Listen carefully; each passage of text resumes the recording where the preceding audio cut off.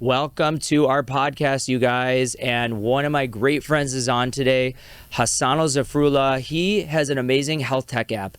What is a health tech app? We're going to be talking about it today. But long story short is so many people are not able to get appropriate health care. And this tech app is going to provide a lot of educational services, service providers, and information to people who are looking for information on health. And you're going to hear from him what he's creating. It's amazing. And he's making this unbelievable sleep supplement, a company that helps you sleep. That's incredible. You guys know that in my practice, we do a lot of peptides for sleep and to talk about how important sleep is for your skin. Well, he's going to tell you what sleep is for mental health. So stay tuned.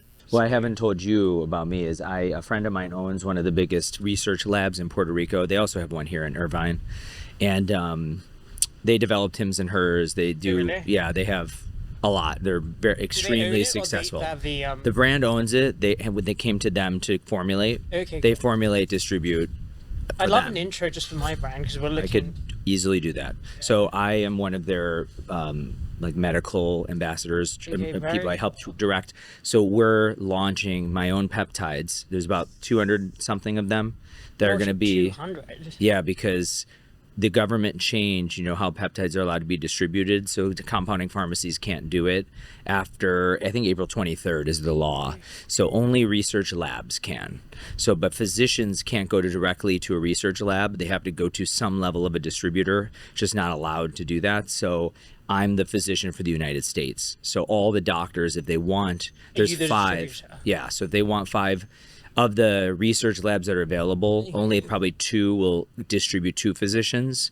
So we have a brand that's going to be So I coming come out. to you and you can. Well, that's what I you want to do talk my, to you about. Drug meal. Yeah, we can, but we can do it legally with your sleep company and stuff like that. So you could have additional things like you're creating a supplement that's let's say over the counter of different vitamins and Absolutely. nutritional supplements, but we could make specific peptides Absolutely. that actually So are. I read through some of these peptide questions as well, and I think they're super interesting, right? Like why people, for example, don't take them at the moment in a more mass capacity. Yeah. And like, It's like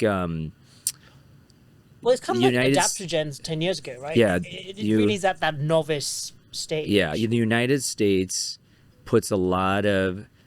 scares a lot of people into believing that it needs to be done in clinical trials and the FDA has to prove everything for it to actually be healthy and okay for you. And people have used research compounds for years. Like peptides have been used for probably at least 20 years. I mean, peptides exist in your body. Exactly. So that's the difference is you're kind of already, you're just supplementing what you really have. I mean, the issue is you never really know how something's going to affect somebody. And so they want clinical trials. And it's all a moneymaker scheme. So like, for example, semaglutide was compounded for years before it actually came out as a drug. But a pharmaceutical company recognized that rather than for some weight loss that people were using it for, they could put it under diabetes, charge an exorbitant amount of money, and those diabetics would get better because their weight would go down. And it really technically isn't an actual diabetes medication. It has effects there, but as people lose weight, their diabetes gets under control. So instead of it being an inexpensive few $100s a month thing, it's thousands of dollars, right? So they don't want you going to a compounding pharmacy and getting these things that potentially could be medications in the future. That's what I believe. It's like it's a money-making scheme, unfortunately. No, But a lot of these things help people. I mean, I have a 72-year-old woman who had severe arthritis, and she's had multiple, her hips have gone out with arthritis over time, and she's been on every supplement, on every stem cell injection, gone to every doctor that claims to be, the guru in being able to give her holistic transformational therapies. And nothing worked, right? So I said, well, why don't we take BPC, which is, an anti-inflammatory peptide that focuses on joints, and let's put it in the IV. Let's just give you some IVs of it. We'll do an injection. We'll do IVs. It's clear. And even her joint disease reversed itself. So it's very interesting, with 0 side effects, what some of these things can do. Absolutely. And that's why I think for you, which is really cool for us to talk about your health tech app, because how much information is out there, you don't really know what's credible. And if you can start really, with a fine-tooth comb, dissecting out what is and putting it on a platform where people can actually get really detailed information to be huge. Because I follow a lot of Instagram young fitness guys that all talk about peptides, and they sound smarter than doctors. Honestly, they know so much information, it's unbelievable, even more than me. And they probably are credible based on what's out there, but they're not seen as credible because they're not an MD. So they'll take an MD that's not credible and throw them on the news talking about this stuff, saying it's bad, and everyone will believe it. Even though these like 22-year-olds that work out and that do this because they don't want to be on steroids, they look good and are healthy. It's really interesting. So let's talk about the health tech app, because I want to know. I think people are going to want to know about it. Absolutely. So how did you get into? So how about this? Talk about your fitness journey. Tell me a little bit about what has been your fitness journey, because they can't see it right now because you're in sweats, but you're pretty ripped.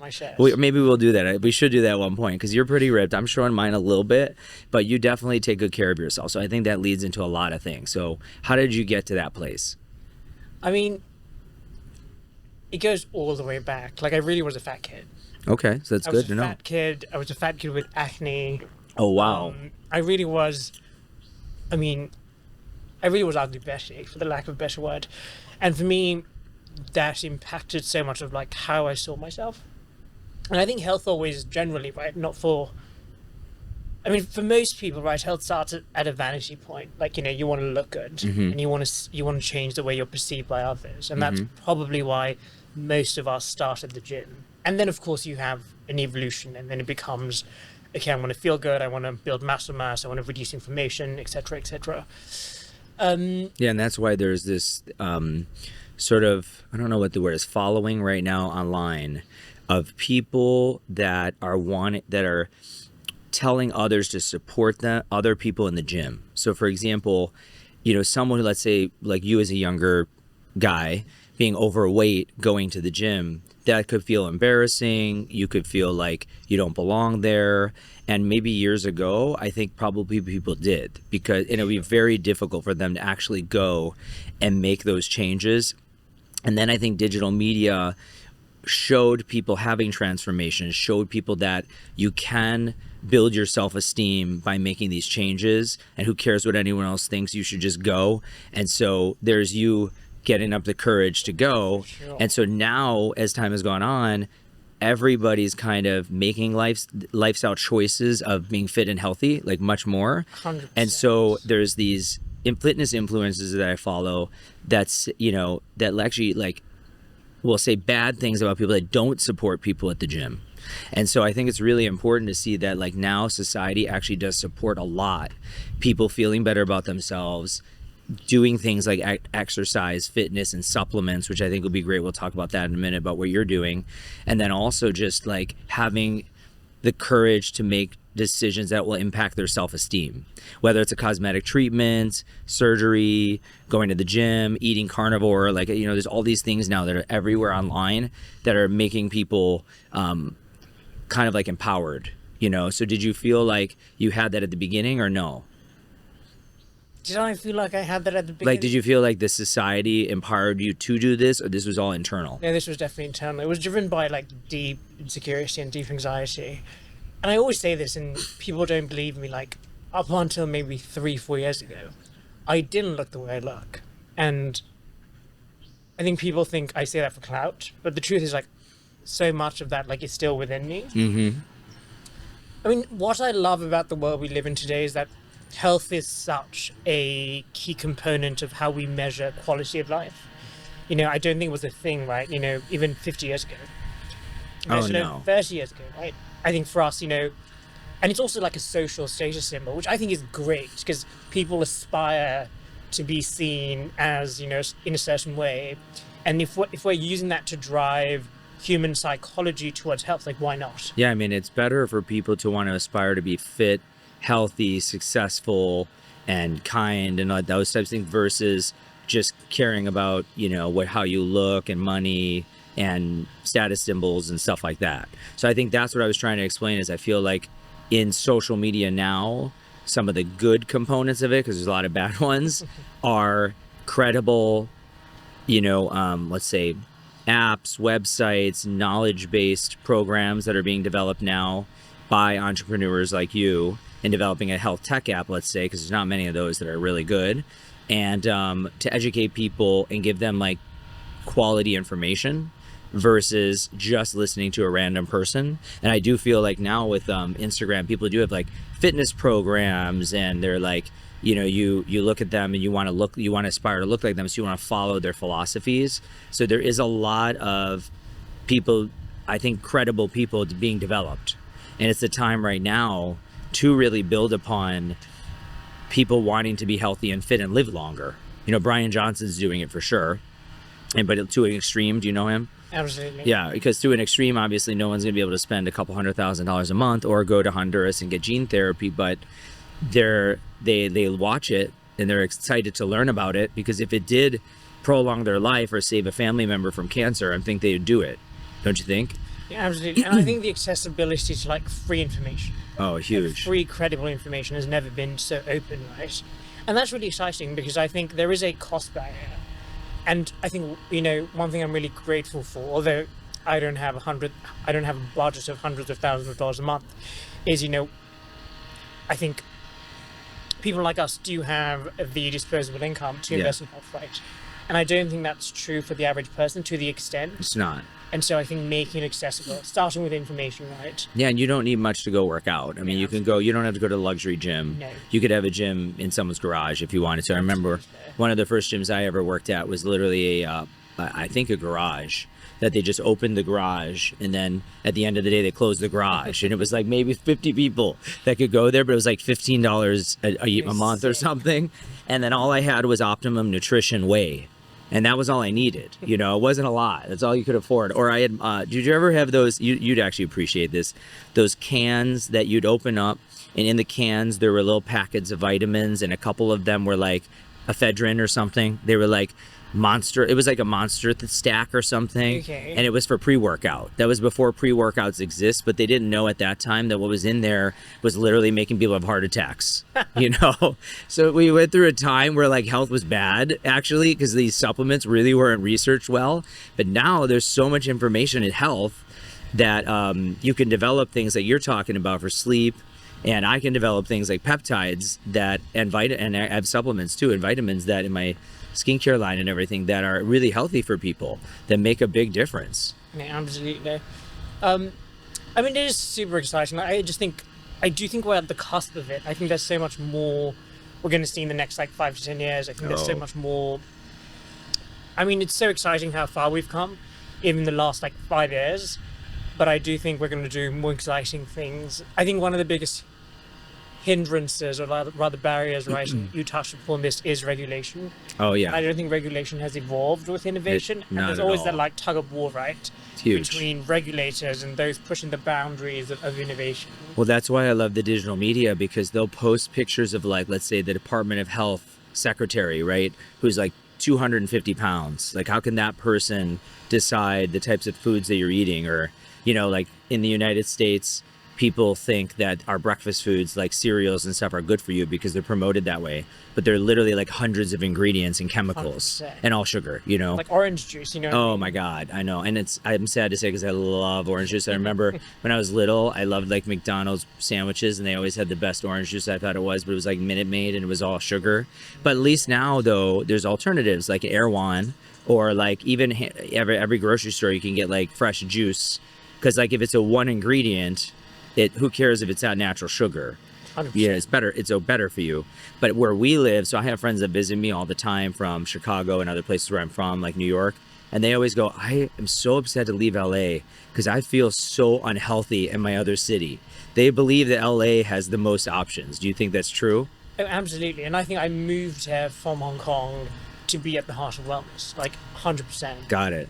What is wellness and fitness like in Hong Kong? I think it's still on the outside. I think it's still very much so how you look, which I think is always going to be a part of it. But I think, peptides aren't the thing there. Right. I think, like, longevity is not really a priority there. Yeah, cosmetics is much bigger, I would say, in Asian Cosmetics is countries. huge. I Like mean, South Korea, oh, yeah. Bangkok. I mean, even now guys are starting to do some skincare, but so it's like where I grew up, from 14 to 16, every Jew got a nose job. Like that was just what it was where I lived, because I'm Jewish and I got one too. And so it was like common, right? But in Korea, I feel like everyone does that at a young age. Like I'll have 20-something-year-olds come here on a vacation and already have done 5 surgeries. Well, And they're already on like a 10-step skincare routine. Apparently, when a lot of girls turn 16, they get it as a gift from their parents. That's what the Jewish community Really? does where I'm from. Yeah, they do that for noses for sure. It's really kind of funny, but it's true. My sister had it at 15. I think I had one at like 18 or 17. I can't remember.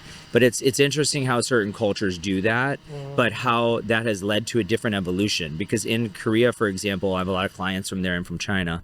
They are doing like 10-step skincare routines as teenagers. They're getting facials, they're getting all that stuff, where here, when a guy comes to me and let's say 20 to 30, they're starting to notice, let's say, eye bags, they haven't even done skincare. They'll tell me, oh, I got this one cleanser my girlfriend gave me or something. I'm like, or soap. My 3-in-1 shampoo. Yeah, I'm like, oh my God, they'll use the 3-in-1 shampoo as a cleanser to their face.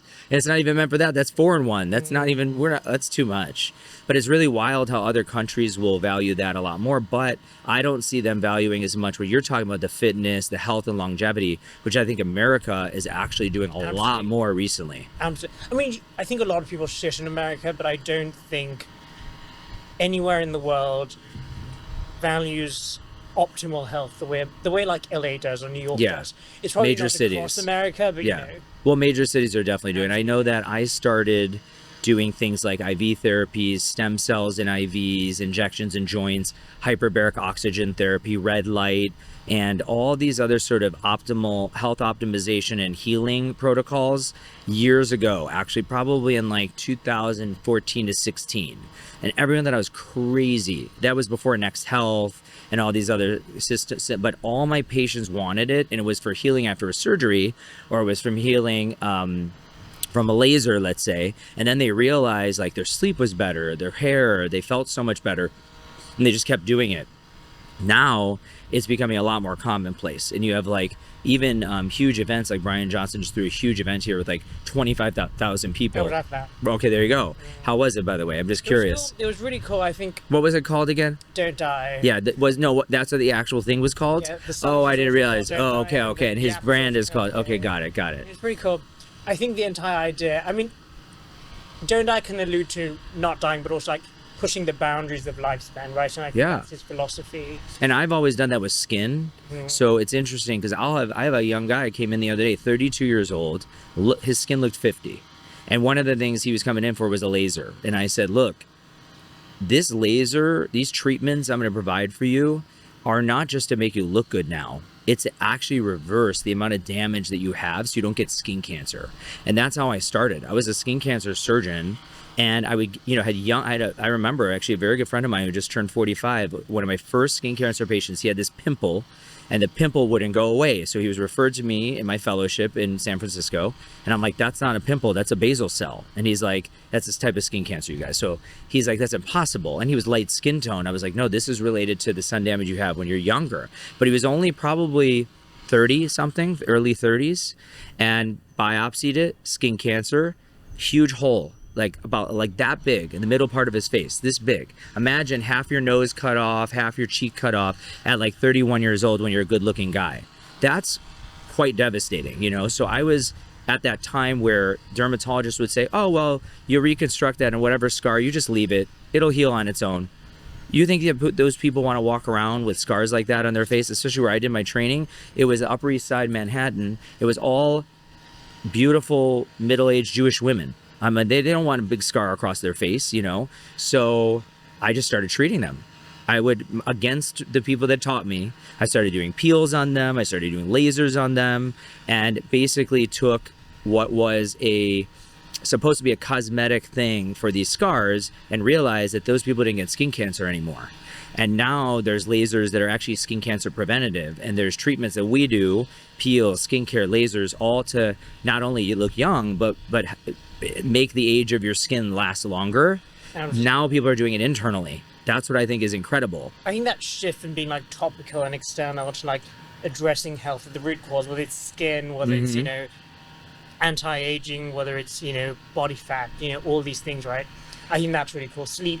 Oh yeah, so that's what I want to go into with what you're doing, because so I was not a believer years ago when I was in my training that acne had anything to do with what you ate, because people would come in and I really couldn't find a correlation. But then protein powders became very popular, especially the ones that had milk-based, like casein protein, for example, or muscle milk, which was super popular. I think it still is probably a little bit, but it was probably one of the first RTD drinks that everyone started drinking, and everyone started getting acne. And then I was like, okay, this makes sense. There's something going on internally, whether it's inflammation, gut health, that's affecting their skin. So obviously there's things internally that affect sleep. Absolutely. And sleep affects hair, affects skin, under eye bags. Everyone knows if they don't get sleep, they don't look as good. So what led you to wanting to develop something for sleep? I think that goes back to my story as well. I've never slept well, and a lot of that is like psychological. Yeah, that's a big thing. And for me, like, I think sleep is an experience everyone has, right? You can be like the wealthiest person in the world, but you can also not sleep well. Oh yeah. Like, no one is immune from the experience of sleep. And so, and just being in health, I've met so many people. I would say more often than not, you meet people who don't sleep well, or who sleep and don't feel rested, or don't go to bed on time, even though they're in bed. And so that got me thinking, like, how do you fix this? Right, and that's literally everybody. So literally everybody. You guys, this is what an entrepreneur does. Find something that everybody needs and develop something new, or develop something that is already there but is better than what already exists, right? So that's good. So how did you then start doing the research about it?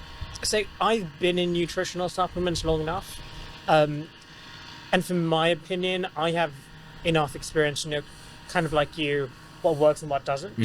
Probably not as advanced as peptides, but one goal for us at what we're building is to be accessible to the masses. And so we're starting with nutritional supplements. We do want to build up to more innovative treatments, but the idea there is also to be able to personalize a supplement. For example, yeah, I love that, because I do Persona. Do you know Persona? It's a company that you put in, you answer a bunch of questions. I've been doing it for testing, more for the stuff that I produce in the back end. But and just so you guys know, I have actually developed like 25 vitamin supplement combinations. I never launched them, but one of them was for sleep, and I'll tell you about what happened when we did the clinical trials. It's actually hilarious. And I kind of want to give it to you because I want to see what would happen, what you'd say based on the company you're making now. But because of that, it got me into developing things that were bigger, like the peptides, to optimize internally. But we also found that you could use some of those peptides orally. So they actually will be, I think, more readily available to masses in the future, which is something I want to talk to you about later. But yeah, keep going. I want to hear. Yeah, that's really cool. And I think one of the challenges with peptides is the fact that the majority of them have to be injected. Well, right? that's the thing. There's such a fear of... So just FYI, we're on little studies right now on doing like little Listerine strips for a quick absorption. There are nasal sprays. Yeah, but with peptides and vitamins and things like that. Like originally the idea was to do it for like a pre-workout, you know, which you could do. But then we thought there were some other things, like if somebody's having a headache, for example, rather than taking medication, is there peptides that could help them acutely? Or if you're gonna work out and you want to boost something during that time, not your heart, let's say your heart rate, you could do other things. So wait, so I want to go back to this. There's two things I think. Well, I'm gonna repeat it because I think this is really gonna be part one of the reels. Is entrepreneurs find something everybody needs, or wants, and it makes it accessible to them. Because otherwise, it's the 1%, and they're not going to be super wealthy, right? And it's okay to say that you want money, when you're an entrepreneur, because I think the people that do have the money end up giving it back. Like, for example, I have a 501(c) that I've been funding for a while, but we haven't launched it yet. We're going to launch it soon for people that have had burns and scars. And this year we're going to launch it. And basically, if people come to me, I don't know if you know, but in the past I used to run a burn unit, and so I did stuff with burns. I want to be able to get back. So you could, let's say you could become a billionaire, and I hope you do from the sleep and the tech, then you can start doing things like that to help people that can't get better sleep or don't have best health, and do things for them, which I think would be amazing, you know? And so I want you to be really successful. But it's funny how a lot of people don't want people in medicine and medical to be rich. It's like almost unethical. Like, I don't know how to describe it. I see what you mean. You know what I mean? Like, people go crazy the same when I talk about other businesses I have, and they perceive it as me being a doctor that has things, but it's actually not. I have debt from that, and I don't from these other things that I do, but I do those things because I want to do other stuff to give back. But a business person or like somebody that owns a tech company, people praise when they sell it for $1 billion. I mean, I think to really innovate, you really have to go against the tide, especially at the onset, right? For everything you do. Whether it's like the closest people around you telling you it's a risky idea, or And they're always going to do that. or being afraid of like what how the market's going to respond, or what colleagues are going to say, or what the regulators are going to say. Yeah. I do think you just have to like tune out the noise and be like, fuck it, I'm gonna do it. That's what I love, because I feel like the people I've had on here, and I have some major people that are going to be on here very soon that have huge businesses and stuff, really successful, or even major actors and stuff. They all have stories where everyone told them they would never achieve it. Or they were told don't do it, and then when they chose to do it, it ended up being the right decision, or the really wrong one that led them to another 100%. way. So I'm curious for you. So you said you had this sort of health journey, and then how did you get into tech though? So originally I founded a mental health clinic, but the idea was like we didn't have a menu, and so you come in and we get to know you through a series of like quantitative and qualitative sort of assessments, and then we go, you know what, we think you need a therapist, but we also think you need like a nutritionist. Oh, I love all that. So more holistic. It's holistic. And that's a product of my journey, because I did all those things separately. And that's when I went, okay, I feel really, really good. And I had quite a lot of trauma to work through. And I was like, holy shit, that's what's missing in the mental health space is holistic collaboration. I feel like it's missing everywhere, actually. For sure. Even like, in health aesthetics. is so interconnected. And the idea that we can go, this is mental health, this is physical health, this is, whatever. I do think it's so unhelpful, right? And it's counterintuitive. It is. Almost. And so I really want to bring it together. And that's where the journey started. I like that, because I feel like in most industries, well, how medicine I think has evolved is that there's super specialists, in certain things. And actually, when I moved here originally, I specialized in men. That's like literally what I told everyone. That's why I think 60% of my practice now is men. And you go to every average cosmetic doctor, it's like 5%. It's so low. So you kind of find your niche, but it's hard to then find places where everything's together, where they have all the providers or all the services in one place that fit that sort of niche. Like, let's say aesthetic and wellness for me, having all that together, and in mental health having your how you feel, your nutrition, your sleep, all that relates to your brain. And so I don't know anywhere that you can find all that. Yeah, in absolutely. one. And a lot of people tell me if I launched the concept in LA, it would probably work really well. Oh, it'd be huge. Actually, Huge. probably like 5 major cities, I think, in the U.S. In America. Yeah, America, or virtual. Honestly, if there was a virtual representation of physicians, providers, or some sort of like,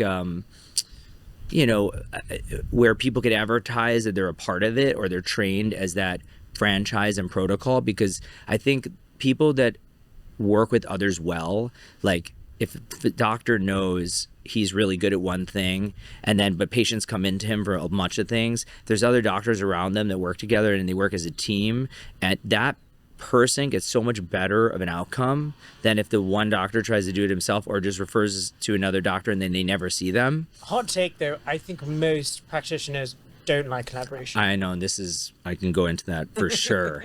You have no idea the number of physicians I've had work for me where they wanted to join me. I taught them for a long time. I was really excited about bringing them in. One was actually a physician from Arizona who's an excellent female surgeon and has a huge practice there. And he came originally, was like, I want to learn how to do men. I want to do lipo, this and that. And I was, I do a lot of things. So I was like, okay, well, maybe if you're my partner over time, you can eventually build up, do all of that, and I can do these other projects that I want to do. So after a year and a half, he's working with me. He goes, I decided I'm going to move back to Arizona. I don't think I'm doing that great here. And he was doing pretty well, but not like, it takes a while to build, And we do a whole like going away party, everything. And 2 days after he leaves, he's at another doctor's office, partners with him, launches a website saying that he does what I do, my exact trademarked procedure and everything. I've had so many cases of people just stabbing you in the back. And the funny part is he's actually less successful now. That's the sad part. I've had the same thing with a couple of nurses that have worked with me. I had one nurse that was working with me and I was teaching him right out of school. And I was like, look, I can train you to be really good at aesthetics. Some doctors that do residency don't even learn all this stuff. I could teach you in 1 year to 3 years. After like a month, when I wouldn't let him do Botox, he starts complaining all the time. And I'm like, look, you just graduated. I didn't even do Botox for 10 years in being a doctor, I'm like, everyone around here, you have to be very meticulous and stuff. So then what he does, I find out that he launches a website that has all of my products, not my individual products, every other company that I work with on a website. And every patient of mine that was coming in, he was giving the website to them to go buy the products from him on a separate site. Then he lied, said it wasn't even his. Well, firstly, your website needs a password. Secondly, I think that It's extends to true. like everything, like therapists or nutritionists. Like people think therapists are the drama in the therapy space. It is not real. Really? I didn't even know And that. you think like because it has to do with emotional intelligence, Yeah. there's a sense of like constructive engagement, not behind the scenes. Like there's so much competition. And I've seen that even in the health space, right? Like there's so much competition. We can edit this out, but No, it's I'm okay. gonna Say it. before I came to you, and I'm new to LA, I'm 2 months in. We don't have to say names. We can Yeah, no, we can bleep out a name. You could say whatever no. you want. Before I came to you, and I came to you maybe 2 weeks into moving to LA, and I like messaged a few people. Obviously, I like to go to the best, so I found you, I found someone else, and the other person was like, "Don't go to him." Oh my And this was God. someone I had met. This was someone I texted, and for me, I would never say that to someone unless like it was like 5 sessions in, and I had a really good relationship with you. That's funny. And then it would be like a passing comment. But for someone to say that to me over text, who I haven't met, and they got really annoyed that I went ahead with you. Oh my God. This is funny too because Like- I've had patients come to me and say that they went to another physician and showed my pictures or whatever I do to them. And they said, oh, I can do that. And then they would ask for like a photo, like where do you have a photo of anything like that? And they didn't. And they would then say bad stuff about me. Or I had patients who have done consults with me and then taken my quote to another doctor that said, oh, I'll do that for 50%. I'll do it for 50% less, just so that person can not go to me. And unfortunately, even recently, I had 5 people in the past like 6 months that happened to that got botched. And I felt really bad. I actually did the surgeries for less expensive for them to fix it because I felt so bad. And I don't blame them, but I'm not from here. I'm from the Midwest. And I always say this here because I'm like a Midwest guy stuck in a 90210 zip code. That's what I say.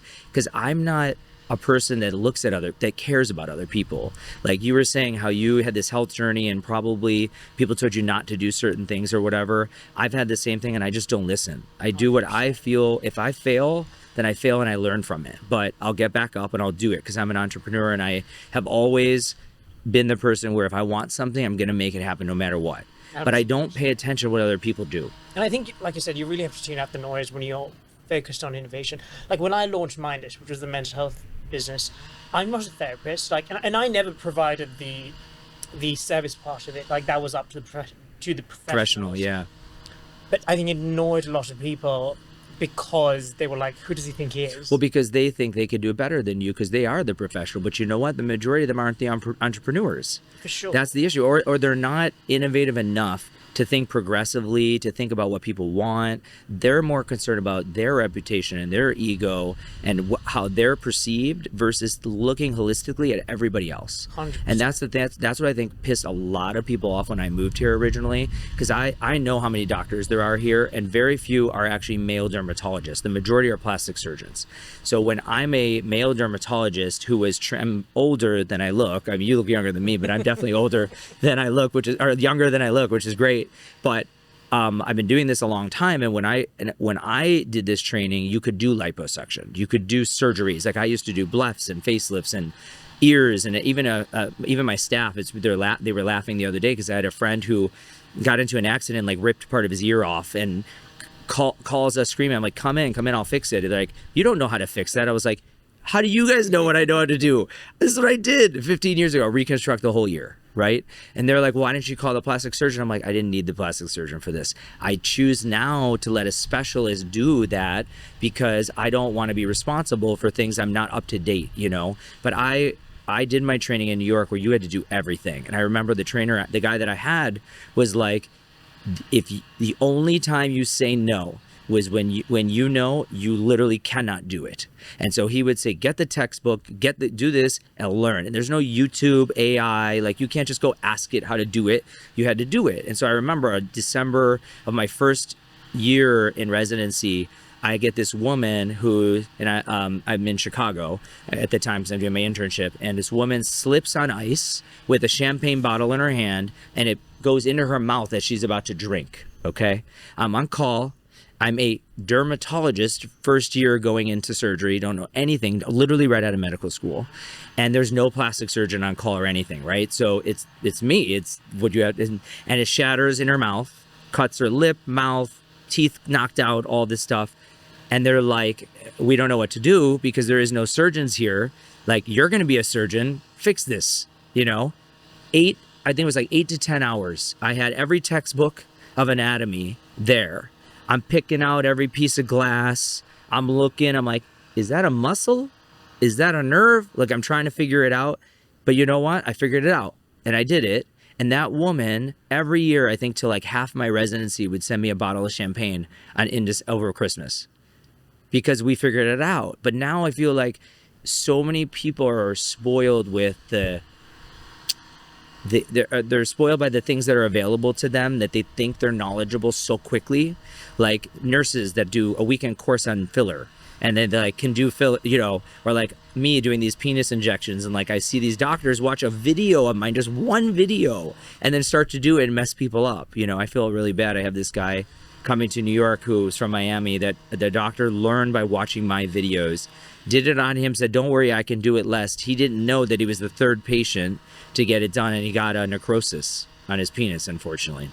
So it's just really sad. But the people now, because of social media and because of business, they're so concerned about their reputation that they have to say negative about other competitors to think that's why someone would want to go to them. And I think it's the opposite. I think if you actually drown out everyone else, people will just go to you because you don't care about whatever, you don't say anything bad about other people. I even had a girl recently come to me for a consult. She did 4 consults before me, and I'm actually a little upset because she chose me not to go to surgery with me, and I think she's making a mistake. But even still, she said, why, if I went to these other doctors, she was kind of a little mean about it, why did they tell me something different than you told me?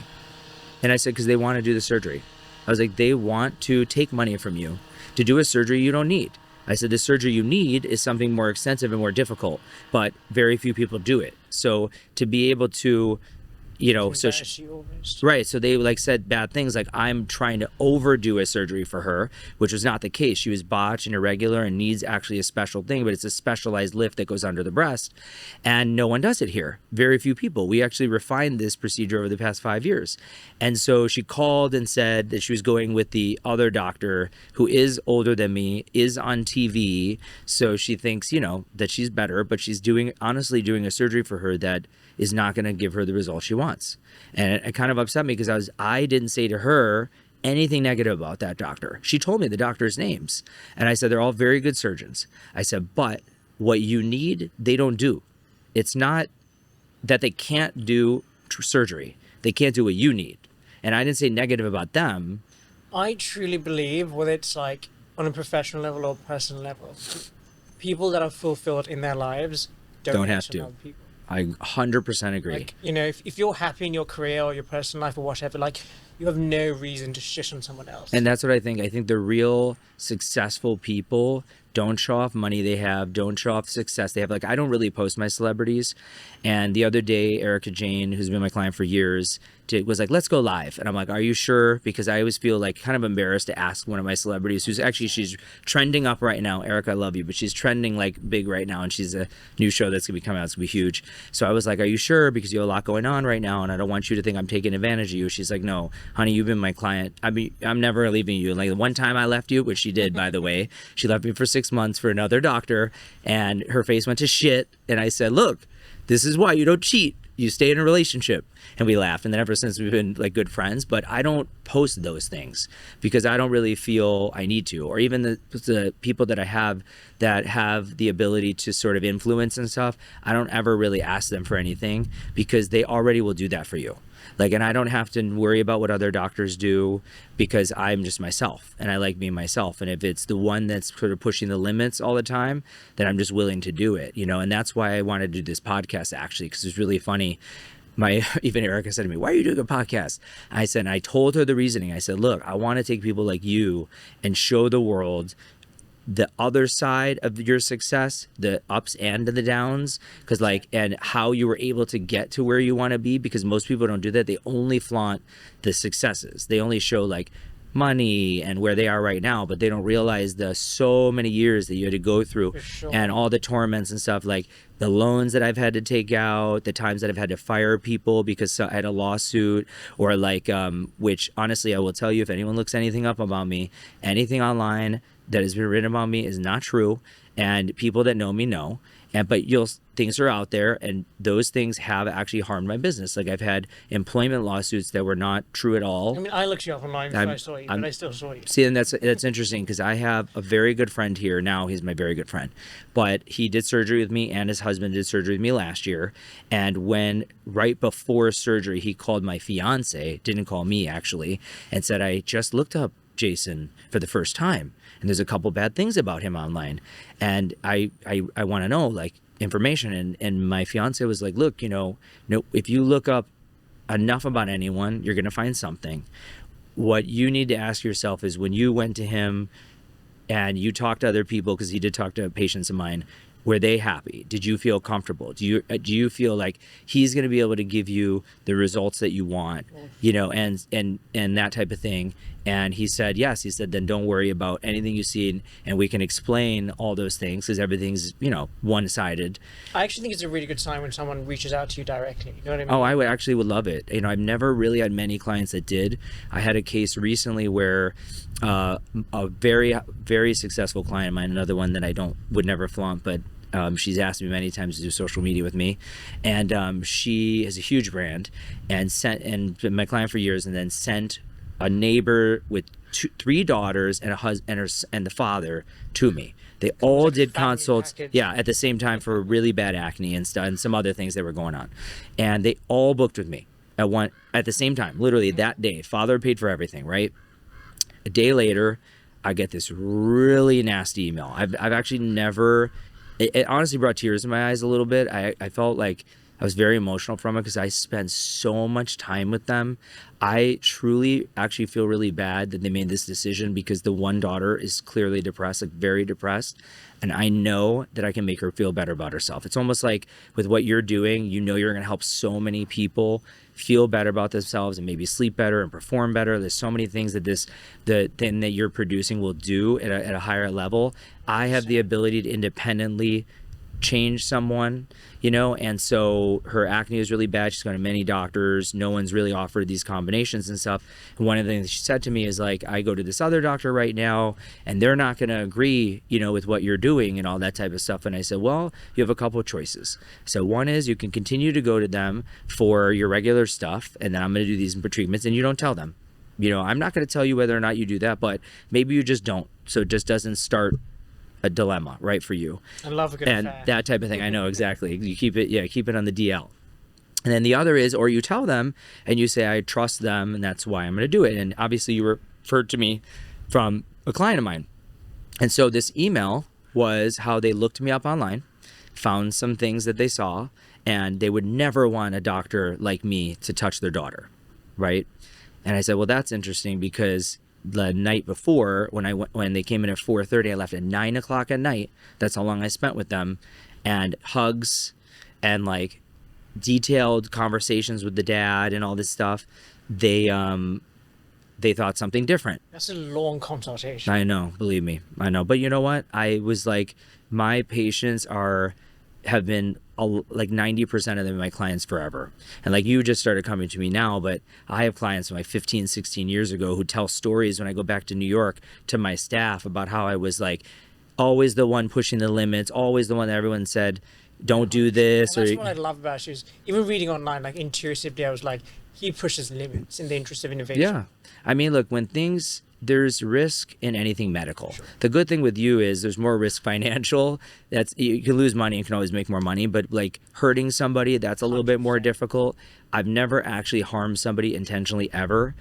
But when you undergo anesthesia or you have a surgery, things can happen. And I've had numerous amazing doctors that I know that have done everything right and got an infection or something happened. But it's just the society nowadays, they don't accept consent forms as being kind of what is reality.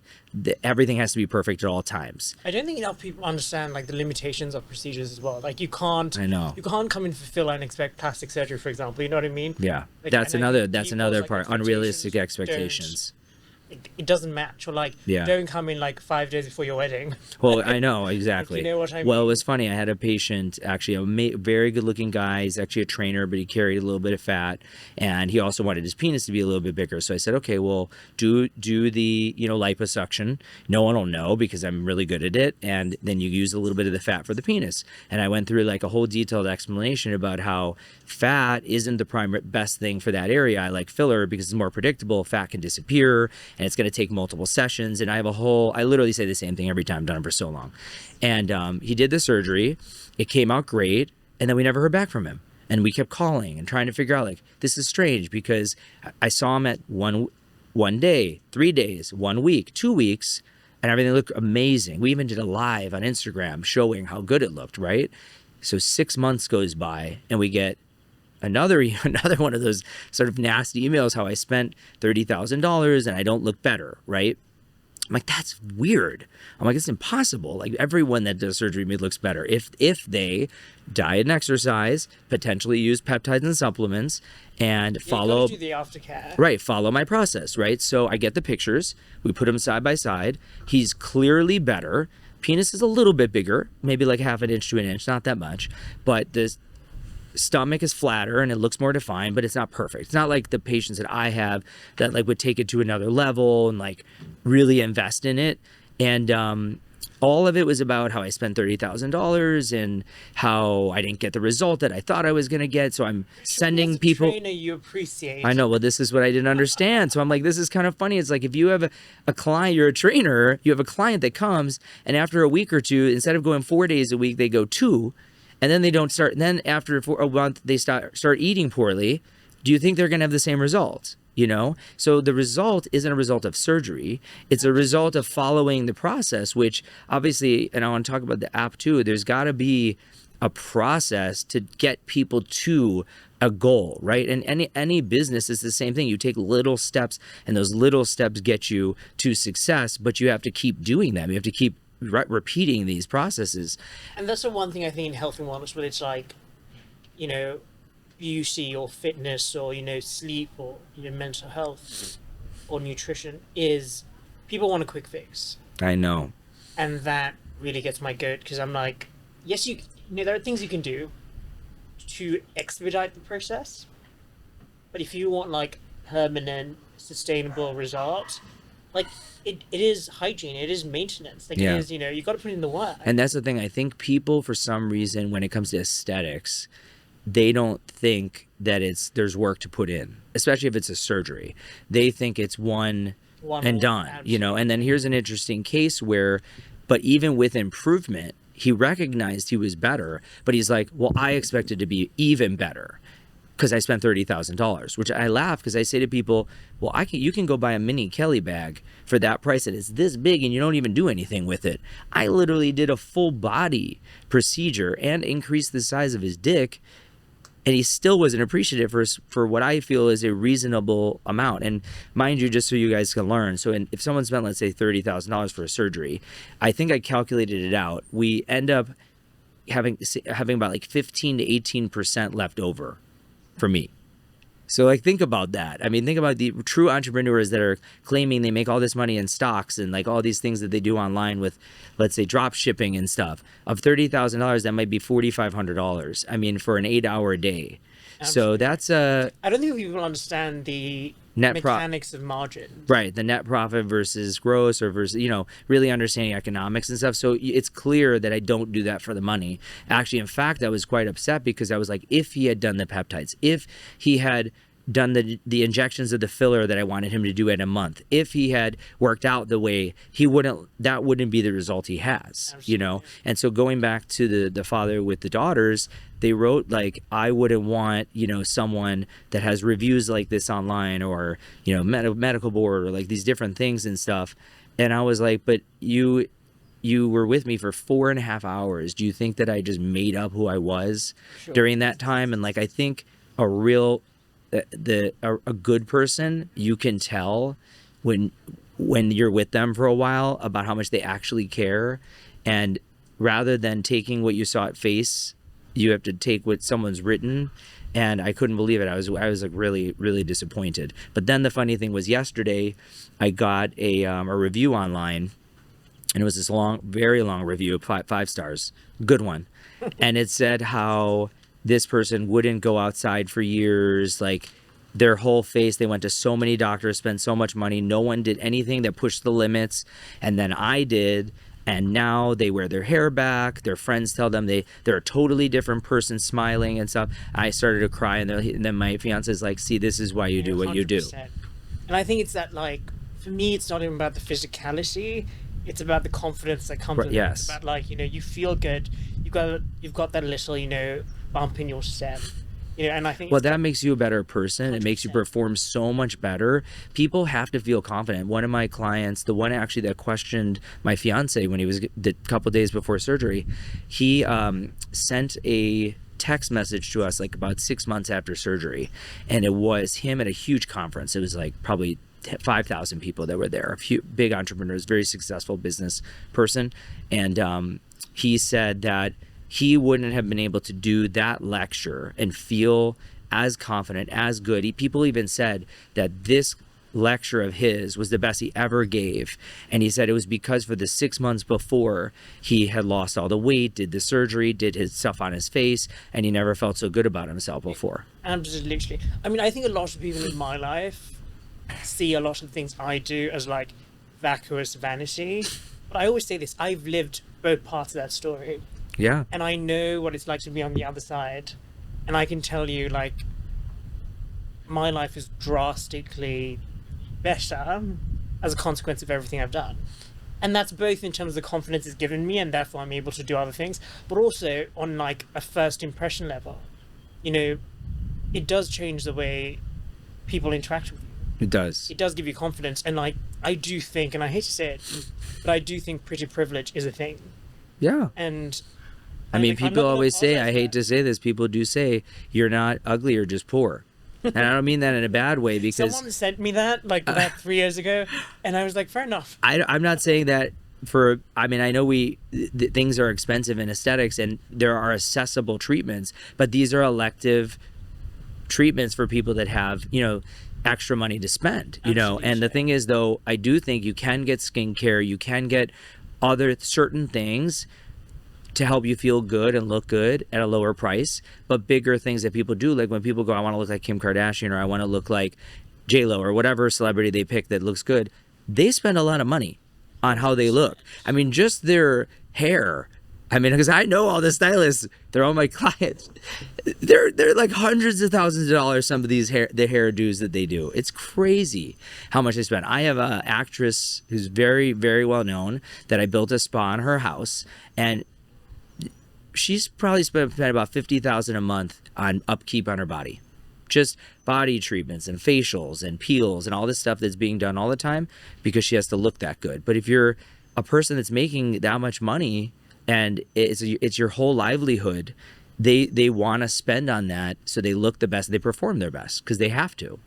And so I don't see anything wrong with it. You know, it's just, and the funny thing is let's say the middle class or everyday person will say negative things, but when they see the person, they say so many great things about them. They'll be like, I want that, or I want to be like that. But then they'll say negative things behind their back. I think it's so easy, especially online, right, to sit behind a keyboard and be a keyboard warrior. Yeah, it is. And I think it's insecurity, and I think it's fear, and I think it's resentment projecting as hate. Yeah, mental health wise, tell me. And I just feel like you said, I don't think people who are happy with their lives go around hating on other people. Yeah, I think the ones that are happy actually are very happy for people that succeed. For sure. And like, I'll comment a lot on things where I see, someone sold their company or they graduated or whatever it is. I always comment and say, this is a great for you, great step. I aspire to be like that. Teach me what you did. Like, actually learn from those people and gain friendship, because they'll want to probably give back if you're that type of person. I feel like the energy is so rare. Like, and even being here in LA and been here like 2 months, it is a very competitive energy. It is a very, like, as much as I love the health and wellness part, I do feel like there is a sense of like, I want to look better than you. I want to be fitter than you. I want to be, healthier than you. And some of that is like, I don't want to say toxic, but some of that is unnecessary. Like, I think, like I said, I think we can collaborate. I don't think it has to be a competition. I think then we have to find a group of people that are collaborative to create some sort of members club, where those entrepreneurs get together and say, we need to change things, change how people think, because I'm the exact opposite. Like, if I'm successful, I want to help make other people successful however I can. And that's why I'm doing this podcast too, because I want people to know about people that are trying to be successful or that are successful so they can learn from it, because giving back and collaborating is the only way people are going to be more successful. Actually, in fact, and I hate to say this again, the Kardashians, but they are the best example of collaborations being successful financially. Every collaboration they have done, and look right now on Sunset, Skims and a diner. Like, who thinks that would make that diner? I love their ideas. I forgot what the diner is. Was 24 hours, but it's literally line out the door right now with pancakes that have Skims on it. It's like brilliant. But that just goes to show you could take anything and make it collab. Take that, right? You don't have to agree with them, but the way people dehumanize them. I know. I'm like, these are real people. I know. They have real feelings. Like, I know. This is someone's daughter. Mm-hmm. Like, I think that's so outrageous. I know it is. But you know what? I think they've learned well enough and long enough being in a spotlight, like how you said, that they're confident enough in what they've done. They know it's affected the world. They know that business-wise, they've impacted a lot of people's lives and helped people. And I'm sure they give a ton back, which I wouldn't even know what non-for-profits and things that they do, which I'm sure is pretty huge. But that is enough for them to be happy and not worry about what anyone else thinks, and some of the stuff that they've created, they've made so many other people successful. I mean, like Makeup by Mario is one of the first things that I ever remember seeing, like this KKW Mario or whatever, and then like 2 years later he has this huge brand that's multi-million dollars in Sephora. Like, that alone was like, okay, this goes to show that putting people together that are successful can make people so much more in the end. And if I've had so many doctors that I've collaborated with where the patient will go to them because I referred them, and they go, you don't need to go to Dr. Armour, you could just go to me. And the patient will come back and be like, why would someone you told me to go to say that like that? And I said, I don't know, because they're just either not confident or they're jealous, or and then what ends up happening is those clients actually like me more. They get upset that a person would say something like that and think they're a bad person. It's wild. But that's why I'm actually kind of surprised that someone I probably don't even know even told you not to go to me. It was so funny because You my know? first week here, Wow. I had like no relationship with them, and I assume it was the commercial. Or really with anybody, to be honest. I knew like 0 people. I mean, I even have friends that'll come to me and say, you know, like they want something we do, let's say, and they said, but I've been looking at this person's TikTok. I said, go to them. Go and see how you feel when you go to them, you know, and then come to ours too, and you decide. I mean, to me, like a good doctor or a good surgeon is insurance. Like, you know, I will pay the premium for insurance. It's like, I'm not going to take a gamble on my face. Yeah, the risk is less with someone that's experienced and somebody that cares. Someone has a track record, right? You Oh, can, yeah. you can go and see their work. Yeah, I'll never forget the first complication I ever did have. I was doing a neck lipo. It was probably in like 2013 or 14. And the next day when I took the head wrap off, the woman had a mouth droop, you know, like this. And she would smile and go like that. And I was like, oh my God, because I'd probably done 500. I mean, I've done so many, but it was the first time. And I remember being so disappointed and thinking like, what did I do? What did I do? And it's funny. Yeah, it goes away actually on its own within 6 weeks. But here was the thing. I think she was getting married or going to a wedding 2 weeks later.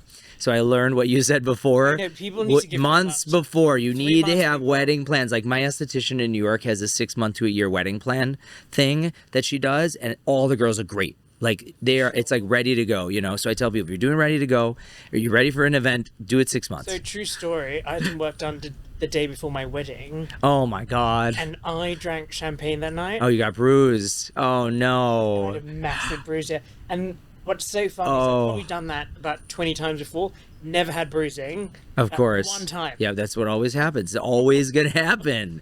You got to listen to your instinct, you know. 100%. And no, but I remember seeing that nerve palsy or whatever, and not knowing exactly how to fix it and whatever, but just feeling so terrible that so I called my first mentor, who's one of the best facial plastic surgeons in Richmond, Virginia. A lot of people don't know him actually because he is so down to earth and not a celebrity person. He wrote the textbooks, but the consumer doesn't know the textbooks, right? But in his textbooks, by the way, I have a book chapter on lasers and peels, and I have a book chapter on lipo, and I have a chapter on deep lasering and stuff like that. But that's not like online. So like no one would ever see that when they search Google, you know, that type of thing. So I call him and I say, I'm like crying. I'm like so upset. And he's like, Jason, I've been doing this for 40 years. He's like, the more you do, the more you're going to see. Can you fix it? I'm like, yes. Is she alive? Is she fine? I was like, yes. He's like, not, then you're fine. He's like, just be there for her, handhold for her, and be a nice person like you are, and it'll all be fine. And I just learned from such a great person who didn't care about ego, who didn't care. All he cared about was being an amazing doctor. But he was one that really pushed the limits. He was a maxillofacial surgeon that was doing implants and facelifts at the same time when people wouldn't do that. And he did facelift with very aggressive lasers at the same time that no one would do. And we're talking at a time when there was no fractional laser. This was fully ablative, multiple pass, phenol peels, TCA peels. That's how I learned all this stuff. But he has books where it shows all the complications in it. Some pretty severe ones too. At that time though, no one sued and stuff like that. I you do know? think when you go into this, you have to go into this with a certain degree of acceptance that certain things might go wrong. Yeah. And I think people Especially if you're going to take a risk. people who don't have that mindset, like, don't do it. Like, I you know. don't have to do it. I know. Unless it's life-saving and you know, like, you've cut your ear off. Of course. But, like, you don't have to do it. And, like, if you elect to do it, I know. then accept the liability, you know what I mean? I know, 'Cause it's- you can't have it both ways. But you know nowadays, especially with mental health, especially with social media, people are less accepting that they're at fault. They always want to blame someone else. I mean, look at that. What was it? I forgot how much the lawsuit was for McDonald's. Was it McDonald's? Or what? I think it was McDonald's with the hot coffee spilled on the groin. What was the lawsuit amount? It was like $20 million or $30 million for someone just spilling. I mean, people can spill something.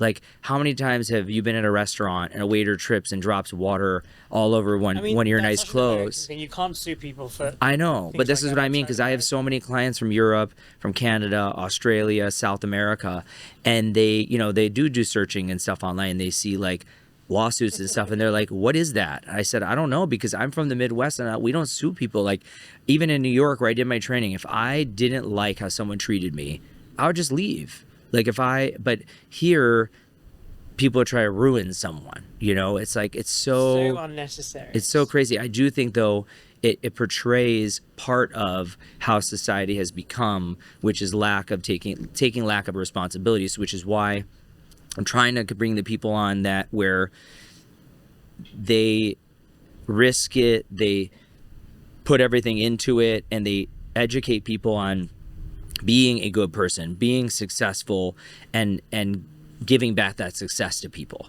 you know. And so I think if you're one of those people, you can spread a little bit more joy. You know, I follow this one guy that all he does is post videos of people that do bad shit in the gym and then tries to get them kicked out. I hate that. Joey, what's his name? Joey Swole.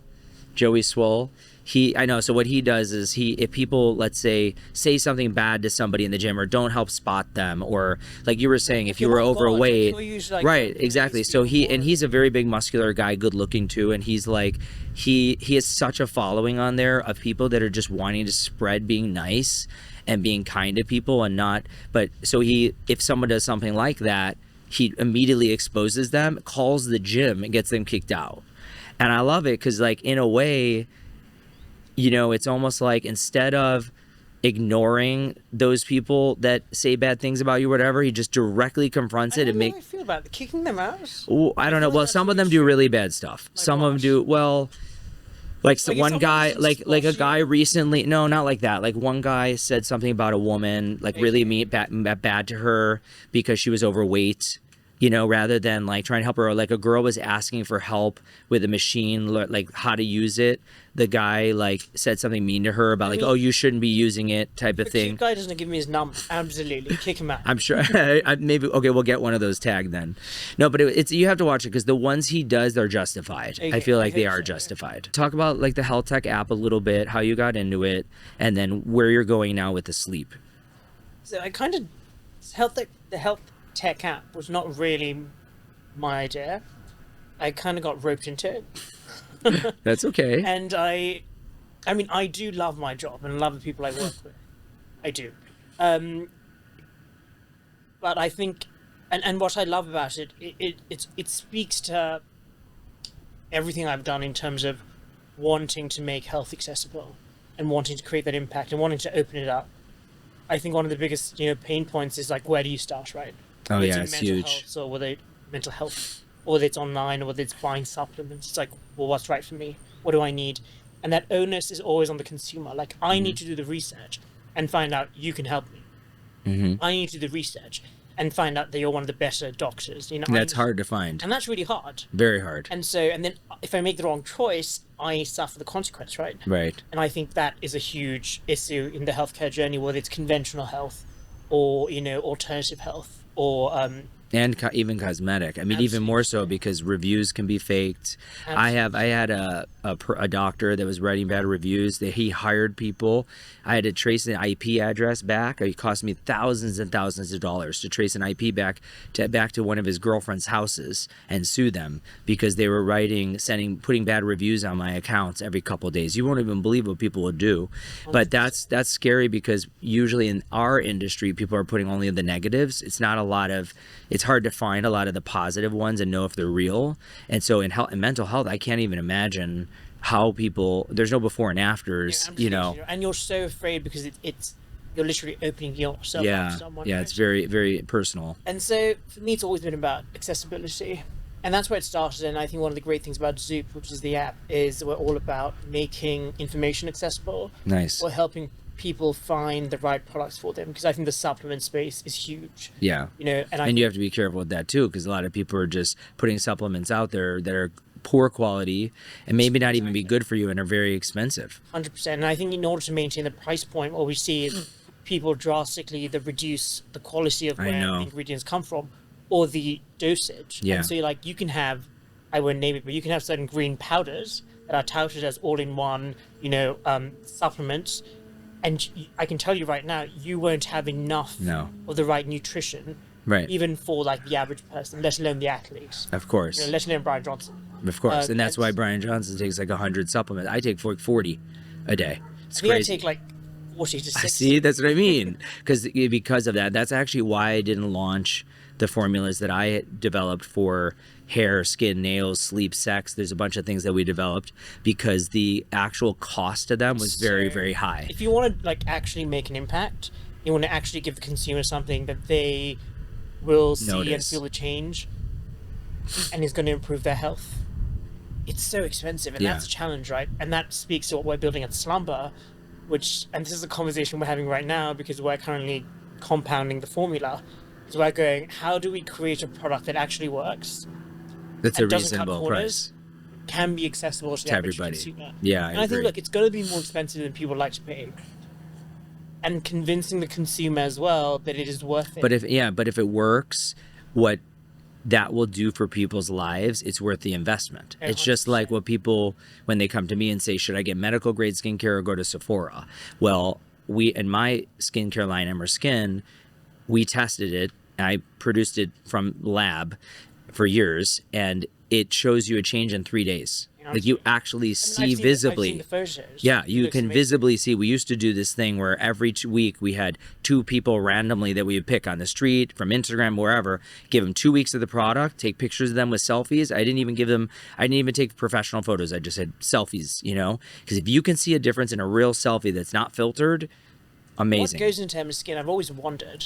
What goes to the development of each product? Like what's in the product? Oh, there's 13 SKUs now. I can't remember what we started with, but when I originally started, it was a kit that had 5 products. So that was what we tested originally. Each one does different things. Like there's a retinol, but the retinol is a type of retinol. It's like slow acting. That's for collagen and long-term, skin brightening. We have a lightening cream that's non-chemical, so non-hydroquinone, non-chemical. That has a lot of ingredients. I think there's like 10 to 12 ingredients in that one. There's serums, a couple of serums that we have that are for barrier protection and help a little bit with acne, skin brightening. We have another one that's a vitamin C, that's an antioxidant. And so it's basically core essentials you need rather than these fancy, products that have all these So much ingredients. and there's this one brand, I won't mention it, but it's very closely linked to the vampire facial. And the founder's amazing. She's amazing. I'm sure you know her. And I've done work with them. And I can tell you for that price point, which runs into hundreds of dollars, you can compare that to a much cheaper product, which might be like 100, 150 versus like 400. Yeah. And it does the same thing. And that's the thing. So I actually tested in lab probably 20 of our closest competitors, and actually I was very disappointed. I'm not going to name the names of them, but I was actually going to post it online because I have the actual concentrations. I was so disappointed. There was like a $319 hyaluronic acid that's being sold out everywhere. It was about 10 times less concentrated than mine, which was only like $90. And I was really upset because like I can't go and charge that and feel good about it. Absolutely. I think the marketing and the health washing and the way I think we use influencers to push product is one of the greatest challenges to getting the right product out to the consumer. Yeah, and that's the hard part too. There's I think so much it's especially in bullshit. skincare because there's a lot of celebrity-based skincare and there's a lot of Sephora skincare products that don't do anything. They're not effective. Absolutely. They brighten the skin. I mean, there's a couple multi-million-dollar companies. They're almost at level of $1 billion, where almost all of their products that we've tested are ineffective. But yet, mine in 3 days, you can visibly see on something called Visia, which is spectral analysis of the face. Looks at infrared, it looks at pores, it looks at redness and stuff. You can see visible changes. So what would you give me? What do you know mean? my skin. In terms of product? Yeah. Actually, I would just give you my line. There's certain things I didn't make. So I'll give you an example. I didn't add stem cells to mine because there's other companies that I think make really good ones. So in my practice, I have parts of mine and parts of others that I combine and I individualize it. But if somebody came to me and said, I need a basic skincare brand that's going to improve the quality of my skin, make it more even tone, help me with anti-aging, my line fits it. And when you want more advanced things like a stem cell exosome or something like that, you could do office treatment and or add in an individualized product, from another brand. I suppose my question was, my skin inside out. Yeah, Do you think there's well- something that's lacking.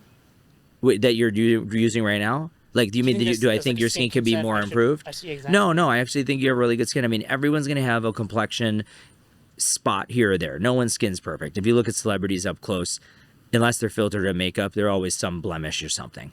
The one thing about your skin tone, which is what my specialty is actually, and why my scientists were from Shanghai, by the way, is because you have your likeliness of developing discoloration and uneven tone is higher because you have pigment. You have more pigment, and it's hard to find skincare products that are very good at managing even tone without irritation. Or without having redness and scaling and peeling all the time, because you could use a hydroquinone or you could use do a chemical peel and your skin will look great, but when I was 20, that's what really destroyed my confidence. Was I had the worst hyperpigmentation ever. Yeah, and that's the biggest thing, and it's the biggest freaking scam. I hate Sephora and a lot of brands because they go, oh, this is a hyperpigmentation cream. This is, and the stuff that's in it does not work. So I actually developed a mask called the Illuminating Mask, and it's an at-home overnight micro retinol peel. It has 8 ingredients. It 4-do brightening, 4-do exfoliation. You lightly peel for 2 to 3 days. It's called micro because you almost never see it, but it evens the complexion so well. So we do it every week. I have people use that as an at-home mask, and then they follow their routine, and their skin looks great. And we've actually tested it post-laser, pre-laser. We've done it on every skin type, including African black to the whitest person, and it's completely fine, even on eyelids. You know what I really want to do? CO2 laser. What do you think? You shouldn't. That's the one thing you shouldn't do, but you can do profractional, which is a lighter erbium laser. Why not CO2? CO2 is just too hot for you. It's going to give you pigment. Your skin's too dark because you're a 4 to 5 skin type. So you'd have to be really, really optimized. And honestly, CO2 is when you have a lot of sun damage and a lot of wrinkles. You don't really have that. So with you, I don't think you need strong lasers to do well. I think you could do lighter lasers, but if you wanted to do a lighter resurfacing, let's say once a year, just for collagen production, turning the skin over, making it tighter, you could probably do a profractional really lightly and do really well. There's there's a laser called Moxie right now that's a lighter. I do it every 2 months for pigment, for pores, and I do it around my eyes, and it just literally makes your skin tone even. It's a 1927 laser that works on the surface, safe on every skin type, and honestly, you do that regularly, skin will look perfect, and you don't need the downtime. Email my treatment coordinator. Perfect, exactly, and you won't even need the downtime. But I love that we talked about your health transformation leading to the self-confidence that led you to be where you are now. I think that's something that a lot of people are starting to be exposed to now online, digitally, and through like founders, like you that are in developing these types of, businesses that are going to help other people. And then I also think the great thing is you're developing products and services that are going to help a lot of people that are in need. And that's what I hope you guys I hope so. get to see. The price point right. Yeah, that's the key. And that's why I didn't actually produce my oral supplements, because they were too expensive, I thought. So, well, no. So let's talk about that right now. So for the supplements, it's not that they weren't too expensive. It's just that now I have the formulas at the right price point. I would need investors to do it. So if I was going to do it, I would do it now with an investment, with a business, which I could do in the future, or a partner with different brands. Like there's an opportunity, I think, long term with other brands to do a collaboration with those formulas. But on peptides is a little bit different because that's it's almost like a medication. That's people really investing in living longer, looking their ultimate best, enhancement after they've seen improvement and plateaued, or they're a part of a journey that's led them to get improvement and they want even more. And with me, it's used post-surgery to help people heal faster, not get complications. I even take a peptide right now called TB4. Some people know one called TB500. They're synthetic and natural versions of basically immune cells that stimulate your immune system, produce better, healthier cells. I do an IV of that every month, and I haven't been sick in 3 years. Oh, wow. So it's literally, there's different ways, to know, like your supplements will help people sleep better, so they'll see an improvement. I've been taking vitamins for years. I have no idea if they do anything or not. I look better. You don't 4-6. Right, I was gonna say I look better than my age, but I take it because I think it's going to be really good for me. Whereas some peptides, we don't know how you're supposed to feel from them because their longevity, Can you not their measure anti-aging. biomarkers? Well, you could. That's the thing that you'd have to, and that's what Brian Johnson does. That's the thing. So he's doing the biomarkers, the aging, looking at age, slowing down of the aging process, and that's not readily accessible to absolutely. people, and or if unless they have a lot. You should do it. I'd be curious to see your results. So I actually was going to do, oh my God, I shouldn't even say this on here because I'm still planning to do it, but I want to say it. I do almost everything that Brian Johnson does, almost everything, except for his gene therapy. That's the only thing. Even the exosome IVs he's been getting, I've already been doing that for years, and he just was promoting it online. So I wanted to do this a challenge. I was going to challenge him because I was going to be like, I'm going to copy you for 3 months, and you tell me the exact blood tests you do, and I will do them to see if it does the same slowdown of the aging process. I mean, I think that'll be fun. I know. I think no one's ever done that to him, and I have the capabilities. It's not because I have the money, because I have the services. Absolutely. I have the hyperbaric. I have the red light. I have the trainers. I do the food almost exactly the same. I just don't take his supplements, but I could take them and do his eating really easily. I do the IVs. I do the only thing I don't do probably is sleep. I stay up way too Do you late. have like a hyperbaric chamber in your house? Like he does? I'm actually moving one in. It's funny that you said that because we're getting a new one in my office that's amazing. It's customized, big one, and I'm bringing the other one here. Hey, fantastic. I have a red light. I know who I'm betting my money on. Brian, of course. I would do. Honestly, I'm not going to blame you for it. No, I would do. But no, what I mean is it's cool to see, though, the extreme is how, so he's like the progressive version of what I do with people. Like he doesn't, the FDA is not going to regulate him, right? So he could do what he needs to for himself to kind of make thesis on what the world needs, and no one's going to be able to do that, but it's pretty amazing what he's willing to do. And, people Absolutely. say bad things about him too, all the time, whether they talk about his looks or whether they talk about what he does, or somehow they'll turn it around and be like, oh, you're just rich and can do that, versus realizing like he actually has donated a lot of money. And he has these conferences where he brings people together to help build their businesses and expand knowledge on all fronts. It's kind of interesting how people, again, when they aren't fully educated or they are jealous or they feel they're unable, they just say negative things. I mean, you spoke about the garage gym. When I was younger, when I started, working out, eating better, like I didn't have all the disposable income in the world. And so I do think within your circumstances, you can do something. Oh, yeah. And if you're not doing those things, don't hate. Yeah, I if agree. you're doing those things and you're doing the best you can, I think then you're probably allowed to have a bit of an opinion. Yeah, I agree. Or just look up to those people and be like, I aspire to be like that.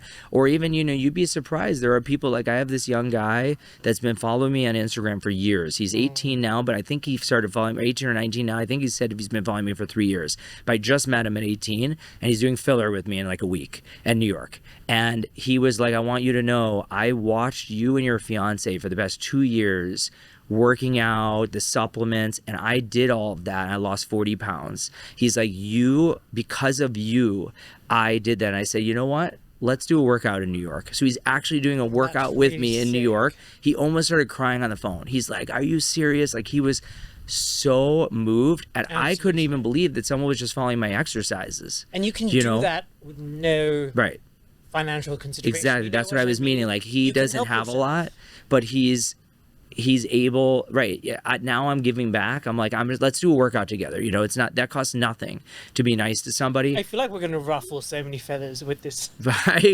Honestly, I feel like I always do anyways, but no, I mean, I agree. But I think that, people need to learn to aspire and be happy for and be motivated by others that are successful.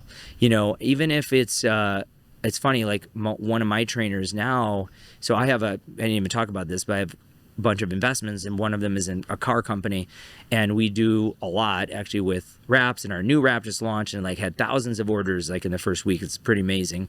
And I remember when I met my first trainer who had just moved here a couple years ago, and he saw some of the cars and stuff that I had, that our company had and stuff like that, and he was like, you could think that he could maybe want to charge me more because he think I have more money or, you know, whatever. But the funny thing was, over the year, he said that it kept inspiring him to work harder, do more so he can make more for himself. And then in a year, when he came here and had nothing, he bought his first BMW.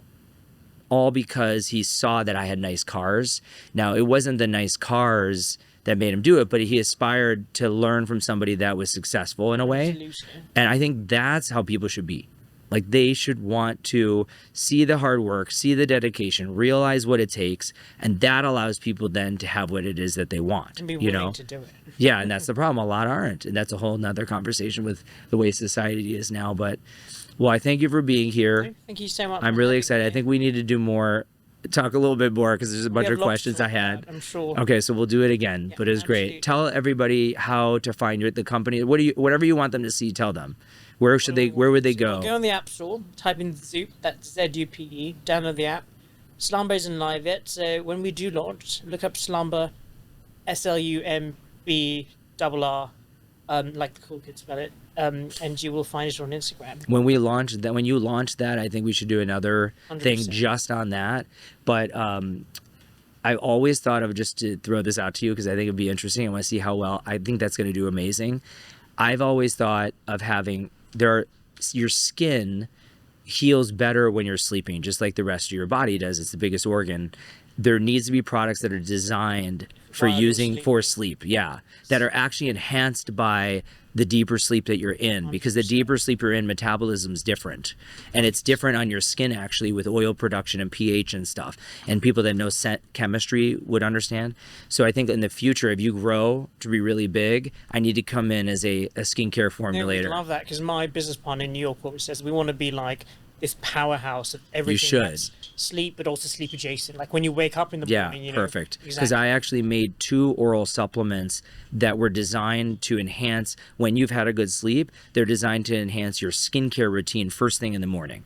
Like, they actually have reasons they get absorbed better if you had a really good restful sleep. And if you have under 4 hours, or if I think it was 5 in the studies, they didn't show any improvement. But if you had 6 to 8 hours or more, they enhanced how your skin looked Do you significantly. generally sleep well? I don't really, and I'm very honest, because I sleep well when I go to sleep. I just don't go to sleep You for don't have enough long. hours. Yeah, my problem is I don't have enough hours in the day. I get Ditto. I think of a lot of things at night, and then I get on AI or I start doing research and stuff, and then it leads, it's 2, and I have to be up at 6. So I get like 4 hours. I sleep like 2 hours. Oh my and God. My business partner is always like, you can't tell people that. But I'm like, no, I want them to go on this journey with me. Yeah, I that's want them awesome. to see the product work. Like, you know. Yeah, because maybe you'll change yourself once it We starts. certainly will. That's amazing. And I want people to understand, like, this is coming from a place of empathy. Oh my God. Like, I've lived that experience with you. I love that. I'm not just, in this. I mean, I'm in this for the financial opportunity as well. Of course, but you it's should not be. the primary motivation. Right, and that's the thing. I think that's the key, is people that are who are successful in businesses do it for a different reason other than money, and the money comes when they're successful. 100%. You know? I believe that. All right, well, it's great. Perfect. Thank you.